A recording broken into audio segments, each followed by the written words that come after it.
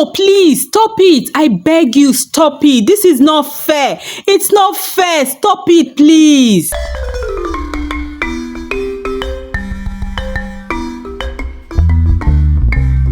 Once upon a time, Aloma was a village known for its beauty and progress. The villagers lived simple but fulfilling lives.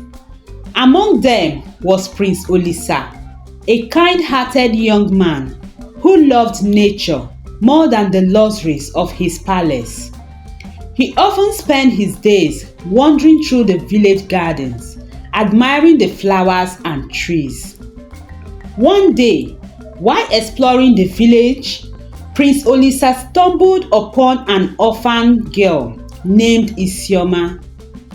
Isioma's parents passed away when she was just a little girl, and no one else took care of her, so she decided to take solace in the plants around her, and the plants became the only family she has. The plants provide food and comfort to her, so she grew up taking care and nurturing them in return. She communicates with the plants and dances around them. In fact, her plants and the entire garden is the source of her happiness. Isioma was tending to her garden near the outskirts of the village. Her laughter echoed through the air as she danced amongst the plants. Intrigued by her joy and love for plants, Prince Olisa approached her. "Your laughter is like music. May I join you?" Isioma smiling. "Of course, Prince Olisa. The plants and I welcome all who come in peace." The two engaged in lively conversation, sharing their love for nature. Prince Olisa is captivated by Isioma's joy and wisdom. He would always visit her, and they would sit under a tree sharing stories. As days turned into weeks, a deep friendship blossomed between them, eventually turning into love. As their love grew stronger, Prince Olisa realized that his heart belongs to Isioma. He then told his father, the king, of his intention to marry Isioma. Angrily, the king objected. "You are a prince, Olisa. You must marry someone of royal blood. That orphan girl is not fit to be a princess and the next queen of Aloma land." "I have made up my mind, father," said the prince. "My heart belongs to Isioma. I will not marry anyone else." The king was very angry at the prince for making such a decision, and in the quest to punish Isioma, knowing that her plants makes her happy, ordered the palace guards to cut down the plants and destroy the garden. The royal guards arrived at Isioma's garden and began cutting down the plants. Isioma watches in horror, tears streaming down her face as she cried out, "No, please, stop, stop. These plants are my family. They are all I have got. Please, these plants drive away evil from our land. Aloma land will suffer. Aloma will suffer. Stop. If you go ahead cutting these plants, Aloma will suffer." But the guards had to obey the king, and they destroyed the garden. While the destruction was going on, Prince Olisa was locked up by the king to stop him from stopping the guards from cutting the plants.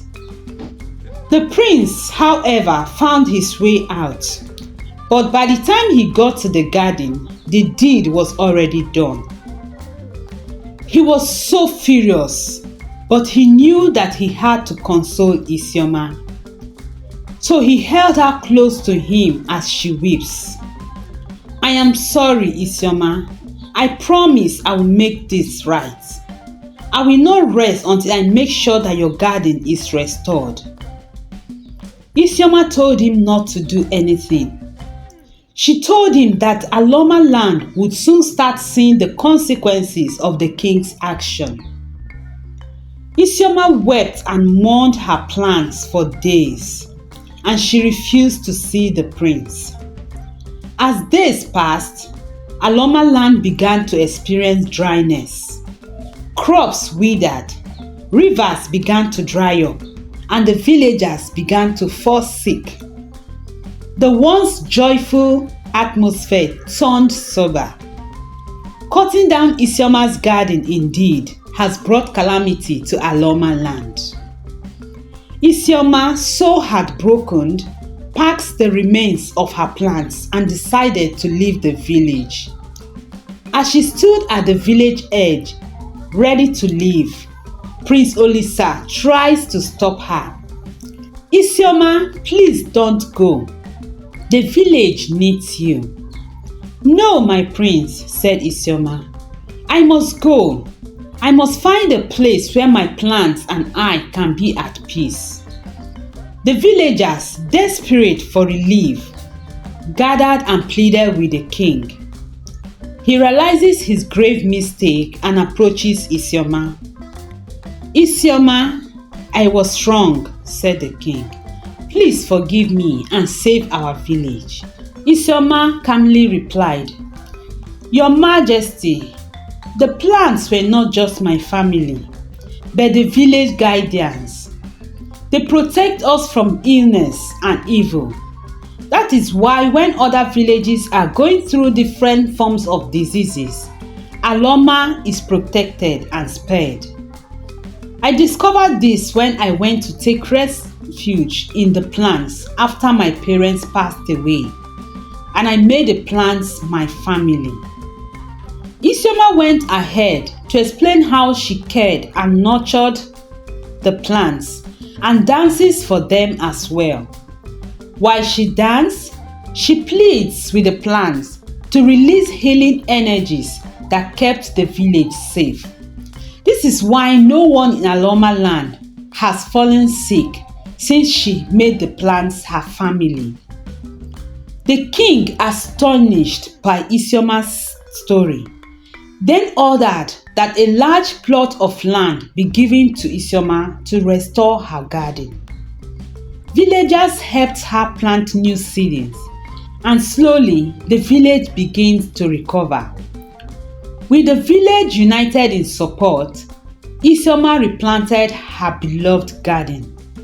The calamity was lifted, and the village thrived once more. In a beautiful ceremony amidst the flourishing garden, Prince Olisa and Isioma got married. The villagers celebrate with music and dancing as the garden in full bloom surrounds them. Olisa and Isioma's love, like the plants they nurtured, grew stronger with each passing day. Isioma's hidden sacrifice and the love that saved their village became a testament to the power of love, forgiveness, and bond between humanity and nature.